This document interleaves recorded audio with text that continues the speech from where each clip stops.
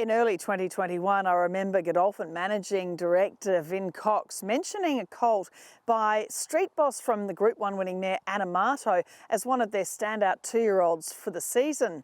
Well, he was largely untapped at that time, but of course the rest, as they say, is history. As Anamoe, the colt went on to win an astonishing 9 Group 1s, and he's here at Darley Kelvin side in the Hunter Valley, where this season he joins a stellar roster of barnmates, including the triple Group 1 winner Bivouac, who has his first yearlings heading for the sales and beyond.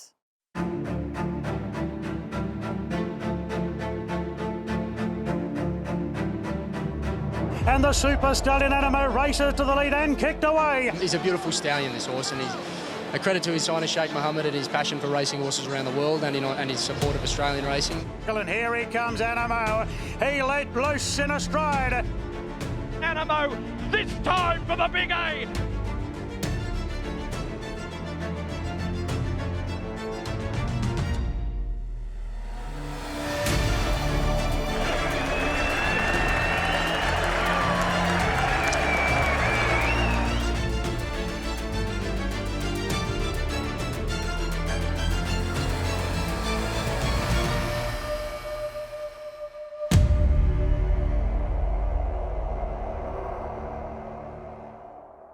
Alistair, the Darley Stallion roster is exceptional. Of course, heading into spring, you have 17 stallions on the Australian roster, all of them Group 1 winners. It's quite a lineup. It is an amazing lineup, one we're very proud of, one that's just studded with stars. We're very lucky that we get the opportunity to stand these stallions, elite stallions, elite racehorses from all over the world. We're very blessed to be able to offer them to breeders. Well, we're going to look at one new boy, the absolute out-and-out champion, Anamoe, and we're also going to look at Bivouac, who was a triple Group 1 winner himself, a son of Exceed and Excel. And those two stallions, it's a little bit of chalk and cheese. Anamoe's the new boy here, and it's all very new for him. And Bivouac, he's letting down into almost a pea in the pod of his sire, Exceed and Excel. Absolutely. Both wonderful racehorses for the Godolphin team in Australia. Anamoe, of course, is the most prolific Group 1 winner for Sheikh Mohammed and Godolphin worldwide with his 9 Group 1 wins. But Bivouac, going into his 3rd season, what a horse he was, and that's only a couple of seasons ago, but he was a dominant sprinter of his time. Anamoe is coming at Forbes. They reach the line. Anamoe! Starting with Anamoe, I mean, he was a pre-Christmas 2-year-old stakes winner, won the Merson Cooper. What was the talk about Anamoe before he embarked on that Sydney autumn campaign? Well, he was such a good horse because you've got to remember he's a 16th of November foal, so he's not an early foal. He actually won the Merson Cooper on the 14th of November, so 2 days before he had officially turned 2. So he was just a naturally talented horse. To look at the horse, he doesn't look precocious. He's a beautiful, elegant, classy sort of horse, but he just had so much natural ability, and obviously that showed very early on in his career. Well, in the elite 2-year-old races of that Sydney Autumn Carnival, of course, he won the Todman Stakes and he really had to dig deep there to hold off Home Affairs and Profiteer and stay inside, of course, who reversed the positions in the Golden Slipper. But the way Anamoe raced from near last in that slipper was simply outstanding. Absolutely. Well, he drew very wide in the slipper and came from a completely hopeless position, and he fully made amends for that in his next start in the Sires, where he was absolutely dominant. He towed them up in the Sires, and I think James McDonald said that was probably his most impressive win. He still remembers back to that because he was absolutely arrogant that day. Anamoe and Captive on stride for stride. Anamoe the stronger. Anamoe won the Guineas from Captive on Artorias. Take us through that day. How important do you think his early racing in Melbourne was to sort of helping him on that day?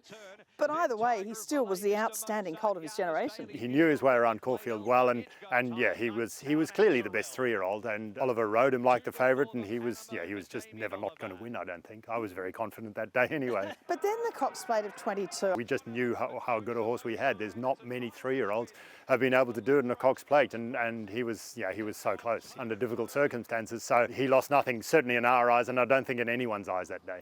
But this is the best of Anamoe today. He smashed him in the Rosehill Guineas. He was absolutely dominant that day. Cleared out from him, and you just thought, wow, what a good horse he is. But that spring of 22, very few horses managed continues that streak of success. The Winks first up, the George Main, Caulfield Stakes, and then of course the Cox Plate. That was reminiscent of the Wings campaign. He was just just from stepping stone to stepping stone to stepping stone. Weight for age, all the best horses lining up every second week against him, and he was the dominant one, and he was now truly a Group 1 weight for age star from 7 furlongs up to 10 furlongs. Anamoe holding on, Anamoe this time for the big A. Won it from Oak Thunderstruck El Monagon.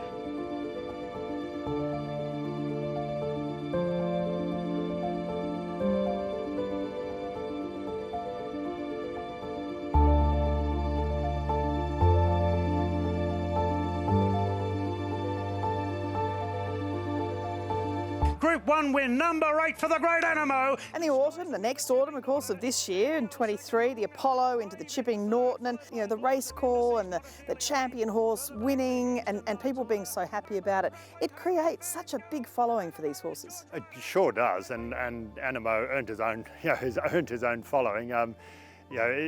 That's why we go to the races, to see these stars, and we were just so lucky to have Anamoe, continue his form and absolutely be the dominant weight for age horse as a 4-year-old. Actually, Paul Reid, who's assistant trainer at Osborne Park, he said Anamoe lifted the whole team. So Reid, put it down to the fact that everyone does their job just that much better because of a star like Anamoe. He's just got so much quality. So he's got that beautiful head, great length of rein. He's terrifically well balanced. He's got a lovely depth of girth. He stands over ground, but he's not too long. He's got a lovely hip, and he just is the best mover. At efficient stride, whatever it happens to be, he's an ultimate elite thoroughbred. Street Boss, can throw more at the sprinty. It's certainly early 2-year-old types.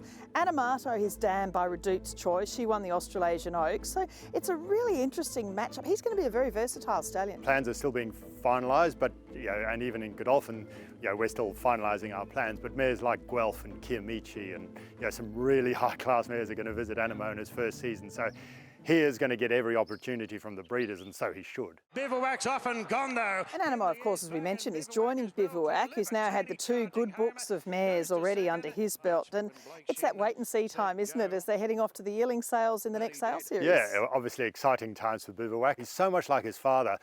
Almost career path he's like his father, because Exceed and Excel, he won the Group 2 Todman Stakes as a 2-year-old. Bivouac won the Group 3 Kindergarten Stakes. That was a really good win. That was on Sire's Produce Day at the championships. And I remember Blake Shin got off Bivouac having won on him and said, this is a really, really good horse. He had just missed out on a run in the Golden Slipper. He was that class. He was certainly that class. He won the Vane first up by streets, by panels, went to the Run to the Rose, won that, and won the Golden Rose, beating Yes, Yes, Yes, who then went on to win an Everest. He was right up there as a sprinter in the spring, came back in the autumn, of course won a Newmarket, as his father did, and in dominant fashion, absolutely licked him that day. Bivouac's won the Newmarket easily. Unlike Exceed and Excel, he stayed in training. We kept him going because he's such a good-tempered horse. He's such an easy horse to get along with. So he came out at 4, and of course he won the Sprint Classic at Flemington, the weight for age Group 1 down the straight, and he smashed Nature Strip no less that day. And then he was rated the best sprinter in the world that year, the best in the world. So Nature Strip was behind him. Batage from England, the best of the English horses, was behind him.